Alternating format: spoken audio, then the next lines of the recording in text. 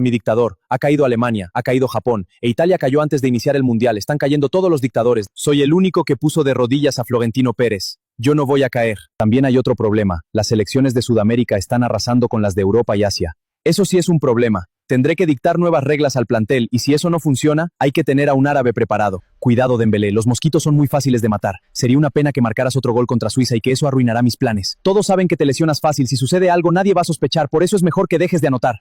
Doué, parece que tienes una conspiración con Dembélé. Quieren robarme el Balón de Oro, ¿cierto? Pero tienes un hermano, con mucho futuro o uno corto si yo no recibo mi Balón de Oro. Ya estás advertido. Vaya, Koundé, no sabía que te veías tan guapo con el cabello lacio. Y yo buscando el amor tan lejos. Pero si eres novio de Esther Expósito. Pero ella no tiene lo que me gusta. De niño me gustaba Cristiano Ronaldo, de grande solo me gusta el bicho. Mira, este es el equipo para hoy. Si quieres que cambie algo, dímelo y lo haré. Así está bien, todos los balones a mí, solo yo marco. Bien. ¿Me das permiso de mostrarle la táctica a tus compañeros? Olvidas algo muy importante.